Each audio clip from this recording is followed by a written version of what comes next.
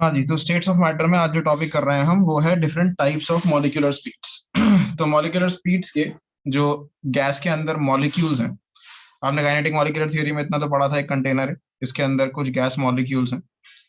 ये gas molecule सारे के सारे कॉन्टिन्यूसली मूव करते रहते हैं, राइट। तो इन सब मॉलिक्यूल्स की डिफरेंट डिफरेंट स्पीड होती है, डिफरेंट डिफरेंट डायरेक्शन में होती है। उन स्पीड्स को तीन टाइप्स में डिवाइड किया गया है, थ्री टाइप्स की मॉलिक्यूलर स्पीड्स होती हैं।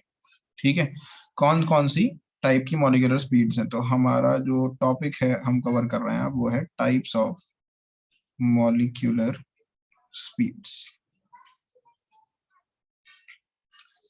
तो इसमें तीन टाइप की स्पीड हैं, वो कौन कौन सी हैं पहले मैं लिस्ट करा देता हूं, फिर उन्हें डिटेल में करेंगे। पहली है मोस्ट प्रोबेबल स्पीड,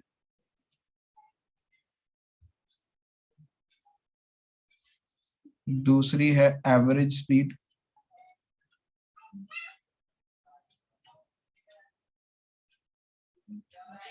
और तीसरी है रूट मीन स्क्वायर स्पीड।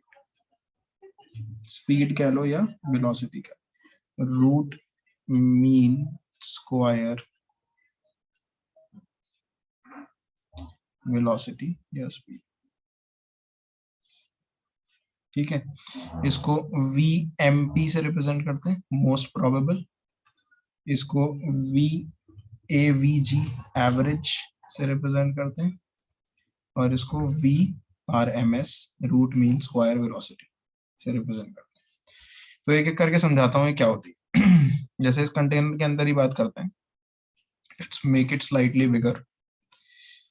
इसमें कुछ पार्टिकल्स बना रहा हूं मैं रेड से, सेम ही पार्टिकल्स हैं, सेम गैस के पार्टिकल्स हैं। कुछ मैं बना रहा हूं ग्रीन से, कुछ बना रहा हूं मैं ब्लू से,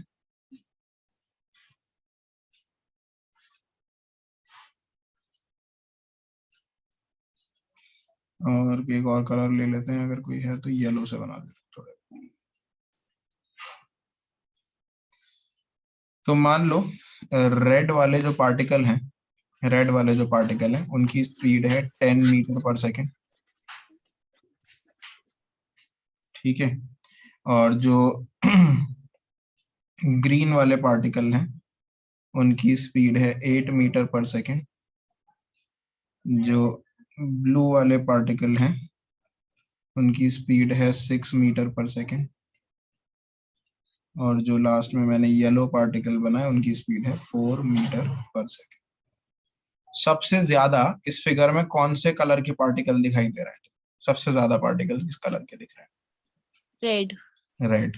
ठीक है, तो और रेड वाले पार्टिकल्स की स्पीड क्या है? अच्छा, by the way same gas के पार्टिकल हैं, ऑल आर हाइड्रोजन गैसेस, मतलब जो पूरी है पार्टिकल का अलग अलग कलर मैंने किस बेसिस पे बनाया है?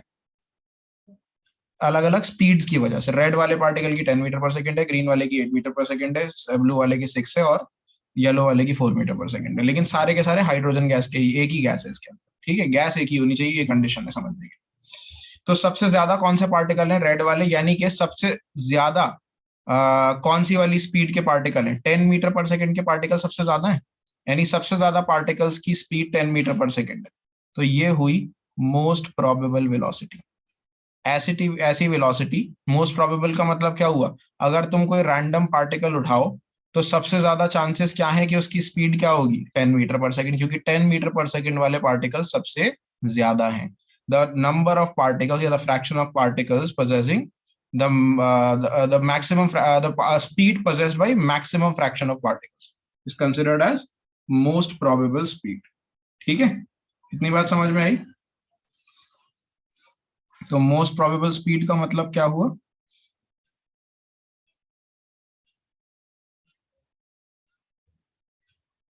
मोस्ट प्रोबेबल स्पीड का मतलब हुआ the speed possessed by maximum number of particles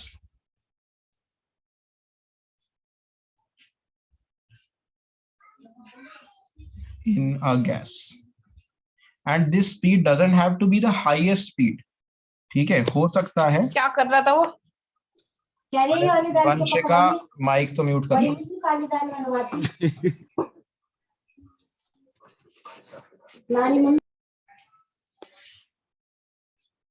The speed possessed by maximum number of particles in a gas.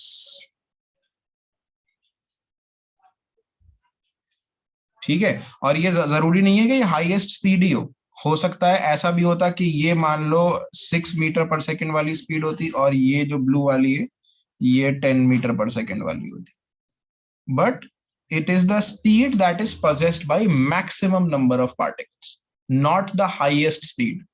समझ में आई ये बात? मोस्ट प्रोबेबल का मतलब हाईएस्ट नहीं है, ऐसी speed which is possessed by maximum number of particles. It can be the, it actually never is the highest speed. ये स्पीड कभी हाईएस्ट होती ही नहीं है, ये कहीं मिडिल में ही होती है। ठीक है, एक्चुअल करेक्शन यही होनी चाहिए कि ये ब्लू वाला। इसमें पार्टिकल और स्पीड का क्या रिलेशन है? किसका? पार्टिकल और स्पीड का मतलब यही है कि वो दोनों पार्टिकल ज्यादा होंगे तो स्पीड भी ज्यादा होगी? नहीं भाई, यही तो बता रहा हूं मैं, कुछ भी रैंडम पार्टिकल्स की कुछ भी स्पीड हो सकती है। मैं कह रहा हूं जो स्पीड सबसे ज्यादा पार्टिकल्स की होगी उसको बोलते हैं आप मोस्ट प्रोबेबल स्पीड।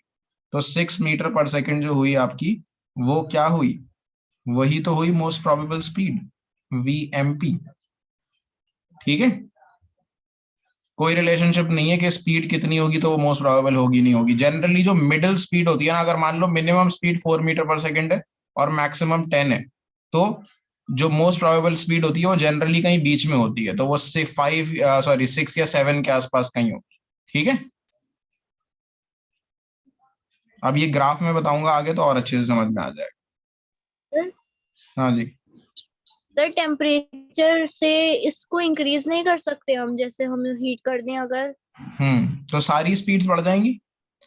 4 वाली जो है वो 6 हो जाएगी, 6 वाली 8 हो जाएगी, 8 वाली 10 हो जाएगी, 10 वाली 12 हो जाएगी। समझ रहे हो? ओके, सारे मतलब सर ये पार्टिकल्स की बढ़ेगी ना स्पीड तो। हाँ, हमेशा कम ही रहेगी ये वाली स्पीड बाकी स्पीड से? मिडिल में रहेगी, कम नहीं रहेगी। लोएस्ट से ज्यादा होगी और हाईएस्ट से कम होगी, मिडिल में होगी हमेशा मोस्ट प्रोबेबल स्पीड। ठीक है, यस सर। अब इसका फॉर्मूला देखो, ये कैलकुलेट कैसे करते हैं। इसके लिए जो फॉर्मूला है डिराइव नहीं करना है, फिलहाल हमारे सिलेबस में नहीं है, फिजिक्स में शायद हो, but it's not in our syllabus. बाद में जरूरत पड़ेगी तो मैं करा दूंगा मोस्ट प्रोबेबल स्पीड को। सर हाँ ये जी, सिलेबस पढ़ा रहे हैं आप? ये एक्चुअली सिलेबस का पार्ट नहीं है, ये एक्स्ट्रा एंट्रेंस के लिए है। तो सर सिलेबस आप कह रहे हैं हमारे सिलेबस में नहीं है? अरे मतलब तुम्हारे केमिस्ट्री के एंट्रेंस के सिलेबस में भी नहीं है डेरिवेशन, ये कह रहा हूँ। अच्छा अच्छा अच्छा, डराइए फिजिक्स में मत होता सर। है वो, हाँ फिजिक्स में होता है, इसमें नहीं। तो आर की ये है फॉर्मूला मोस्ट प्रोबेबल स्पीड के लिए, √2RT/m। ठीक है, जिसमें आर की वैल्यू 8.314 होगी। ठीक है, कैलकुलेशन इजी बनाने के लिए ना मैंने 8.314 की जगह एक फ्रैक्शन भी यूज कर सकते हो, तो मैं पहले नहीं बताया मैंने वैसे, लेकिन यहाँ ये रूट में काम आएगा। 8.314 25/3 के इक्वल होता है। ठीक है, जूल पर केल्विन पर मोल। तो जब तुम यहाँ पे अगर न्यूमरेटर में 8.314 रखोगे तो उसका रूट निकालना मुश्किल होगा ना। अगर 25/3 रखोगे, 25 का सीधा रूट बाहर आ जाएगा 5, तो 8.314 की जगह 25/3 यूज कर लेना इसमें। ठीक है, अच्छा इसमें एक कंडीशन है, ये जो मोलर मास है ना, क्योंकि आप जो ऊपर यूनिट रखोगे आर का और टी का वो ऐसा यूनिट यूज कर रहे हो, और जो वेलोसिटी निकालोगे वो भी आप उसमें निकालोगे ऐसा यूनिट में। ऐसा यूनिट यानी कि क्या, मीटर पर सेकंड में, तो मोलर मास भी ऐसा यूनिट में होना चाहिए ना। तो जो मोलर मास है आपका वो केजी में होना चाहिए। ठीक है, जैसे अगर हाइड्रोजन गैस का निकाल रहे हो तो हाइड्रोजन का क्या होता है, 2 ग्राम पर मोल होता है ना, तो उसे 2 डिवाइडेड बाई 1000 कर देना। ठीक है, m is molar mass but in what, in KG. इस फॉर्मूले में यही एक कैच है, यही बच्चे गलती करते हैं कि मोलर मास को केजी में नहीं करते। तो जो भी मोलर मास रखोगे, जो भी गैस ले रहे हो, उसका मोलर मास तो आपको पता ही होता है, बस क्या करना है उसे इंटू 10⁻³ या फिर डिवाइडेड बाई 1000, जैसे भी केजी में कन्वर्ट करके रखना, क्योंकि वो ग्राम पर मोल में होता है। ठीक है, तो ये हो गई आपकी कौन सी, फर्स्ट हो गई मोस्ट प्रोबेबल स्पीड। ठीक, अब दूसरी स्पीड क्या थी, एवरेज स्पीड। तो एवरेज स्पीड क्या है, एवरेज स्पीड जो उसके नाम से पता चल रहा है वही, एवरेज स्पीड में कुछ अलग चीज नहीं है। एवरेज स्पीड क्या है, सारे पार्टिकल्स की डिफरेंट डिफरेंट स्पीड्स हैं, उन सब की स्पीड्स को ऐड करके नंबर ऑफ पार्टिकल से डिवाइड कर दो। तो एवरेज स्पीड यानी वी एवरेज, ये क्या हुई, एवरेज स्पीड अगर आपको निकालनी है तो आप नंबर ऑफ पार्टिकल्स की अलग अलग स्पीड्स को ऐड करो। जैसे इस केस में क्या क्या स्पीड बताई थी मैंने बताई थी 4, 6, 8 और 10। 4, 6, 8, 10 को ऐड करा और कितने पार्टिकल्स थे इसके अंदर, टोटल जितने भी पार्टिकल्स थे उनसे मैं डिवाइड कर दूंगा। ये पार्टिकल मैं इसमें काउंट नहीं कर सकता क्योंकि 4 वाली भी तो कई बार आएंगी ना। आप 4 वाले जितने पार्टिकल हैं उतनी बार 4, 4, 4, 4 ऐड करेंगे, फिर 6 वाले जितने पार्टिकल हैं उतनी बार 6, 6, 6, 6 ऐड करेंगे, फिर 8 वाले जितने पार्टिकल हैं उतनी बार 8, 8, 8 ऐड करेंगे, समझ रहे हो। और 10 वाले जितने पार्टिकल हैं उतनी बार 10, 10, 10 ऐड करेंगे, और फिर जितने टोटल पार्टिकल होंगे n है मान लो, उससे डिवाइड कर देंगे। जितने भी पार्टिकल मैंने बनाए, या तो बहुत सारे बनाए, आप काउंट करने में टाइम वेस्ट होगा। तो बेसिकली फॉर्मूला क्या बनेगा, तो मान लो एक पार्टिकल की स्पीड v1 है, दूसरे की v2 है, तीसरे की v3 है, ऐसे करते करते करते vn तक स्पीड्स हैं, n पार्टिकल्स हैं, तो vn तक स्पीड्स हैं अलग अलग, और उसको डिवाइड कर देंगे n से। तो ये बन गया एवरेज स्पीड का फॉर्मूला। अब जाहिर बात है गैस के अंदर, एक कंटेनर में गैस है, उसके अंदर नंबर ऑफ पार्टिकल्स कैलकुलेट करना पॉसिबल है, और क्या हर पार्टिकल की इंडिविजुअल स्पीड बनाना पॉसिबल, बताना पॉसिबल है, नहीं है। तो ये फॉर्मूला सिर्फ थ्योरी के लिए सही है, लेकिन एक्चुअल एप्लीकेशन में थोड़ी कर पाओगे ऐसे यूज। तो एक्चुअल एप्लीकेशन के लिए क्या फॉर्मूला है एवरेज स्पीड का, यही जो फॉर्मूला है, ये also, it is also equal to, इसको भी डिराइव करना नहीं है हमें, याद करना है हमें सिर्फ अंडर रूट में 8RT बाई पाई m। ये हमने फॉर्मूला बना दिया किसके लिए, एवरेज स्पीड के लिए। जैसे हमने मोस्ट प्रोबेबल स्पीड के लिए फॉर्मूला बनाया था, ऐसे ही अब हमने एवरेज स्पीड के लिए भी फॉर्मूला बना दिया। ये जो मैंने ब्लू से लिखा है फॉर्मूला, ये सिर्फ थियोरेटिकल फॉर्मूला है, इसको आप अप्लाई थोड़ी कर पाओगे। How would you know the speeds of individual particles, and how would you know how many particles are there in a certain? You can probably know by calculation how many particles are there, but you can't possibly know what kind of speeds they have. तो उसके लिए actually जो application में formula है वो ये है, ठीक है। तो ये आपकी दूसरे टाइप की स्पीड हो गई। एवरेज स्पीड सिंपली क्या है, सारे पार्टिकल्स की स्पीड को ऐड करके नंबर ऑफ पार्टिकल से आपने डिवाइड कर। अब तीसरी जो स्पीड है वो भी वैसे काफी इजी है, इसको कहते हैं रूट मीन स्क्वायर स्पीड या root mean square velocity.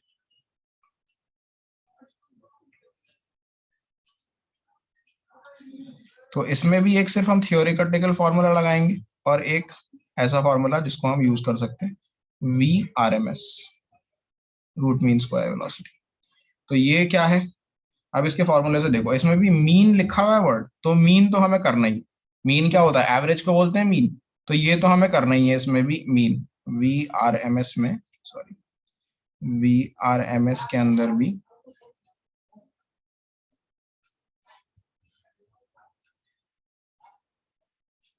Mean हमें करना है, यानी V1 plus V2 plus V3 and so on up to VN divided by n, ये तो करना है। लेकिन इसमें है मीन स्क्वायर, मीन का स्क्वायर, यानी सारी वेलोसिटीज जो हैं उनका स्क्वायर होगा, V1 square plus V2 square plus V3 square plus up to VN square divided by n। तो मीन स्क्वायर वेलोसिटी हो गई, लेकिन इस पे क्या लिखा हुआ है, और root, root mean square velocity, मतलब इस पूरे पे एक रूट लगा देना है, ठीक है। तो ये होती है रूट मीन स्क्वायर वेलोसिटी। जब भी हमें मीन किसी बहुत सारे नंबर ऑफ पार्टिकल्स का निकालना होता है और उसमें बहुत सारी वेरियस स्पीड्स होती हैं, तो this formula is more accurate then using simple mean या सिंपल एवरेज। तो ये मोर एक्यूरेट वैल्यू होती है। अब ये क्यों होती है वो सब फिजिक्स में पढ़ोगे आप डिटेल में, कि रूट मीन स्क्वायर क्यों यूज करते हैं इंस्टेड ऑफ नॉर्मल मीन, ठीक है। अच्छा, ये भी ऑब्वियसली कैलकुलेट, क्योंकि वेलोसिटीज इंडिविजुअल जानना पॉसिबल नहीं है, तो इसके लिए भी एक और फॉर्मूला हमने बना रखा है VRMS का, और वो फॉर्मूला है ये 3RT by m, under root 3RT by m। तो ये आपका VRMS का फॉर्मूला है। 3 फॉर्मूले आपके सामने आ गए, मैं जूम आउट करके आपको दिखा देता हूं एक बार। You are able to see most probable speed, जिसका फॉर्मूला आ गया क्या, 2RT/m, फिर आई दूसरी एवरेज स्पीड या एवरेज वेलोसिटी 8√8RT/πm, और फिर आई root mean square velocity RMS √3RT/m। ठीक है, इन सभी फॉर्मूलाज को अगर मैं एक साथ रखूं, सब में √RT/m तो है ही, सब में √RT/m है। अगर उसको हटा दूं तो इसमें क्या बचेगा सर?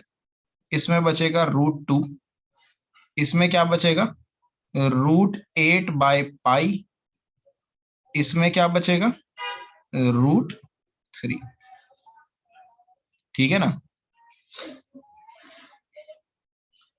तो √2, √8/π और √3। ठीक है, ये चीजें बचेंगी अगर इसके अंदर से हम कॉमन निकाल लें। अब इस चीज को यूज करते हैं, जरा हम कैसे करेंगे। तो अगर मैं ऐसे करके इसी ऑर्डर में लिख दूं जिस ऑर्डर में मैंने लिखा था,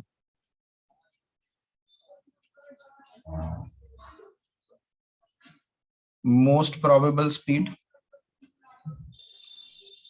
सर इसको रिलेशन बताना है इसके अंदर। यस, एवरेज स्पीड और रूट मीन स्क्वायर स्पीड। इसके अंदर क्या बच रहा था? √2, इसमें बच रहा था √8/π और इसमें बच रहा था √3। ठीक है, तो इस हिसाब से क्लियरली देख सकते हो आप कि सबसे बड़ी वैल्यू कौन सी है। सबसे बड़ी वैल्यू है ये, सबसे छोटी वैल्यू है मोस्ट प्रोबेबल स्पीड। तो मोस्ट प्रोबेबल स्पीड की वैल्यू अगर आप इनको कंपेयर कर लो और इनका रेशो निकाल लो, तो सबसे छोटा नंबर √2 देगा, उससे स्लाइटली बड़ा नंबर ये देगा √8/π, और उससे बड़ा नंबर ये देगा √3 1.73। ठीक है, इसे कैलकुलेट करके देख लेना, तो इन तीनों का रेशो ये होता है। ठीक है, तो लोएस्ट वैल्यू होती है मोस्ट प्रोबेबल स्पीड की, उससे बड़ी वैल्यू होती है एवरेज स्पीड की, और उससे बड़ी होती है रूट मीन स्क्वायर स्पीड। हाँ जी, किसी को कुछ पूछना? सर अभी आपने बोला था कि जो मोस्ट प्रोबेबल है वो बीच में आती है, मतलब उससे भी कम होती है किसी की। क्या बोल रही हो तुम? मैंने क्या बोला था? सर आपने कहा था ना कि मोस्ट प्रोबेबल स्पीड जो होती है वो मतलब सबसे छोटी स्पीड नहीं होती, पर इसमें इनके मुकाबले तो सबसे छोटी है। इनके मोस्ट प्रोबेबल स्पीड पार्टिकल की स्पीड की बात कर रहा था मैं, एवरेज स्पीड से थोड़ी कंपेयर कर रहा था उसे। मैं कह रहा था सारे पार्टिकल्स के अंदर जो स्पीड होती है, एवरेज स्पीड भी तो पार्टिकल की मिडिल स्पीड ही होगी। मैंने कहा था मिडिल से थोड़ा सा कम आती है। कहा क्या लिखी थी मैंने उसकी स्पीड? 4 मिनिमम है, 10 मैक्सिमम है। मैंने क्या ली थी? 6 ली थी ना? जी सर। तो मैंने कहा था कि सबसे मिनिमम भी नहीं होती, सबसे मैक्सिमम भी नहीं होती, समवेयर इन द मिडिल। मैंने एग्जैक्टली मिडिल तो नहीं बोला था। एग्जैक्टली मिडिल में कौन सी होगी? Average speed. एवरेज से थोड़ी सी कम होगी कौन सी? Most probable speed. आई बात समझ में? तो एग्जैक्टली मिडिल में नहीं आती है, मिडिल के पास आती है। ठीक है, एग्जैक्टली मिडिल में कौन सी आएगी? Average speed. सारी चीजों का एवरेज क्या होगा? ठीक है, मिडिल में ही आएगा ना। ठीक है, चलो अब एक आध क्वेश्चन देख लेते हैं इस पे। ये जो फॉर्मूलाज हमने लिखे हैं इन पे क्वेश्चन देख लेते हैं।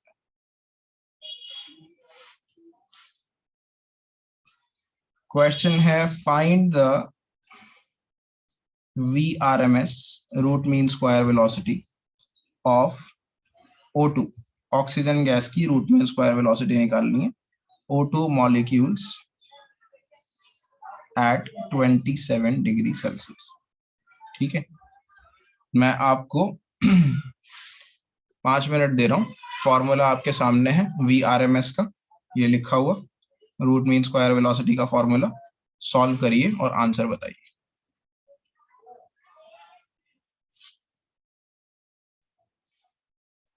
देखो VRMS कैलकुलेट करना है √3, R को क्या बताया था मैंने रखने के लिए? 3RT/m करना है आपको। 3R को बताया था 25/3 ले लिया करो कैलकुलेट करने के लिए, इजी।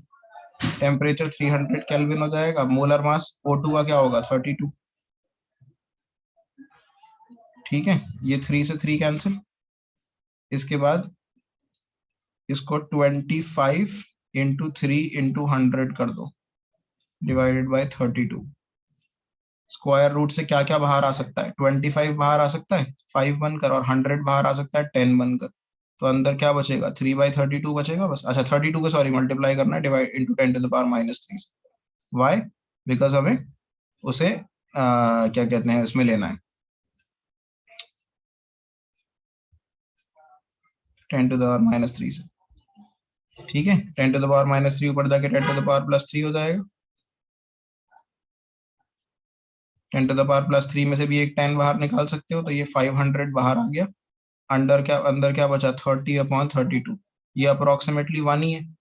तो अंदाजन अप्रोक्सीमेटली आपका तो ऑप्शन, वैसे भी ऑप्शन में क्वेश्चन आएगा ना एबीसी में, इतने क्लोज आंसर होते नहीं। 30/32 ऑलमोस्ट 1 ही है, और 1 का स्क्वायर रूट 1 ही होता है।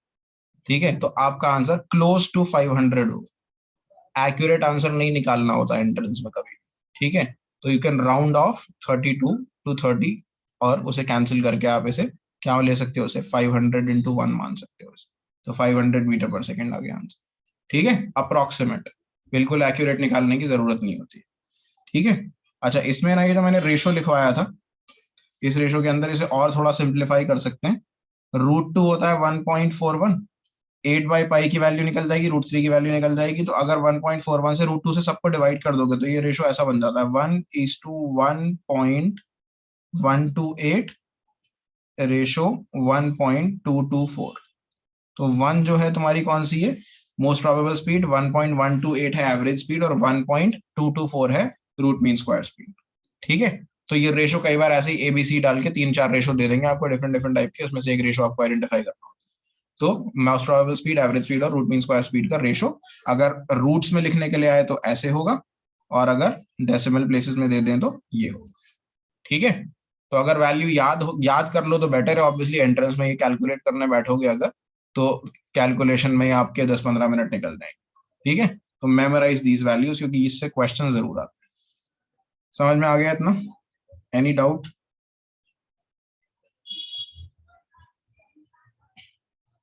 एक क्वेश्चन और दे रहा हूं करने के लिए।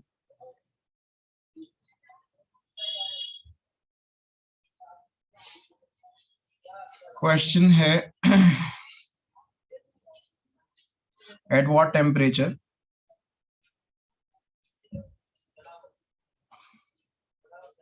the RMS speed, the root mean square speed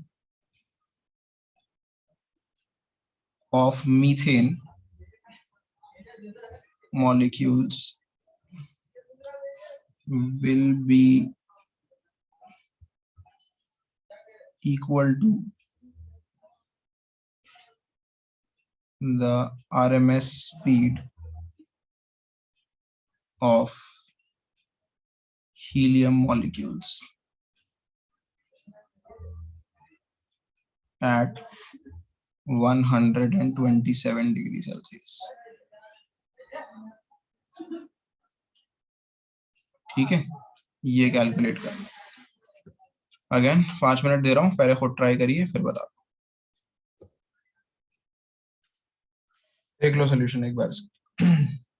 तो बोला है एक मीथेन मॉलिक्यूल्स है और एक हीलियम है गैस, दो गैसेस हैं। वो बोल रहा है कि इसकी VRMS इसके VRMS के बराबर है। ठीक है, लेकिन इस केस में टेम्परेचर कितना है? और इस केस में टेम्परेचर जो है आपको दे रखा है कितना? 127 डिग्री सेल्सियस, जो कि कितना हो जाएगा? 400 केल्विन। ठीक है, तो VRMS बराबर है ना, VRMS का फॉर्मूला लगा दो √3RT/m। इसमें भी फॉर्मूला लगा दो √3RT/m। 3R से 3R कैंसिल हो जाएगा दोनों। इसमें टेम्परेचर कितना है? इसमें टेम्परेचर आपको कैलकुलेट करना है। मोलर मास मीथेन का कितना होता है? 16, 12 कार्बन का और 4 हाइड्रोजन का। इसमें टेम्परेचर आपको दे रखा है 400, और मोलर मास हीलियम का कितना होता है? 4। ठीक है, रूट से रूट भी कैंसिल हो जाएगा, या दोनों तरफ स्क्वायर कर दो। तो इधर क्या बचा T/16 और 4 से 400 कटा तो क्या बचा 100। तो टेम्परेचर कितना आया 1600 केल्विन। तो 1600 केल्विन पे root mean square speed of methane will become equal to that of root mean square speed of helium at 400 kelvin. ठीक है, समझ में आ गया यहां तक? Okay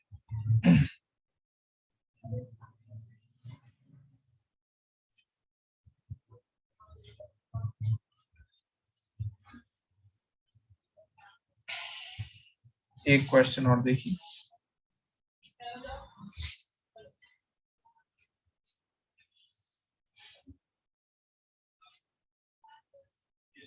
The average speed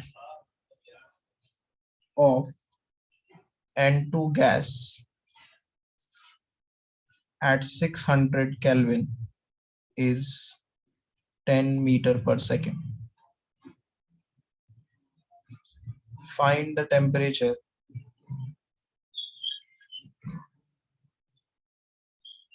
at which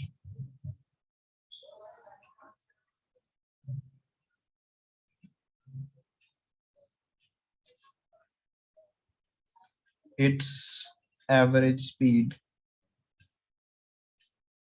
will be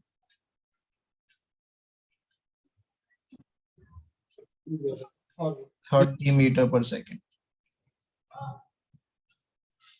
ठीक है, this is your question. तो इसमें बोला है एवरेज स्पीड। एवरेज स्पीड का फॉर्मूला क्या होता है? एवरेज स्पीड का फॉर्मूला होता है √8RT/πm। तो N2 गैस की एवरेज स्पीड बोला है 600 केल्विन पे। ठीक है, कितनी है 10 मीटर पर सेकेंड। 8RT, R को R ही रख देता हूं मैं क्योंकि R दोनों केस में सेम रहेगा। Temperature 600 kelvin. ठीक है, कितनी है और पाई एम। एम को भी क्योंकि नाइट्रोजन गैस ही है तो एम को भी एम ही रख लो, π/m। उसके बाद बोला अगर स्पीड को 30 मीटर पर सेकेंड कर दें, ठीक है, स्पीड को 30 मीटर पर सेकेंड कर दें तो टेम्परेचर कितना लेना पड़ेगा? ठीक है, टेम्परेचर को कितना लेना पड़ेगा? तो √8R टेम्परेचर कितना लेना पड़ेगा? πm को πm ही रखो। इक्वेशन 1 इक्वेशन 2 डिवाइड कर दो, डिवाइडेड बाय इक्वेशन 1। तो 30/10 लेफ्ट साइड पे, राइट साइड पे √8RT/πm divided by 8R600 divided by πm। सारे वैल्यूज क्यों नहीं रख रहा? क्योंकि नाइट्रोजन गैस ही है ना, मोलर मास ऊपर रख के नीचे रख लो तब भी कैंसिल हो जाएगा, ना रखो तब m से m कैंसिल हो जाएगा। तो ये सब कुछ कैंसिल हो हवा के, इधर बचा 3, रूट से रूट कैंसिल, 8R से 8R कैंसिल, πm से πm कैंसिल, तो इधर क्या बचा T/600। तो T कितना आया 600 × 3 दैट इज 1800।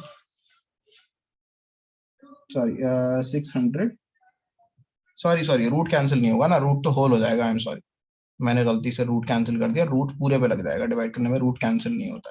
तो यहाँ पे आपका बचेगा ये, रूट को इधर ले जाके स्क्वायर कर देंगे तो 3 का square divide is equals to T/600।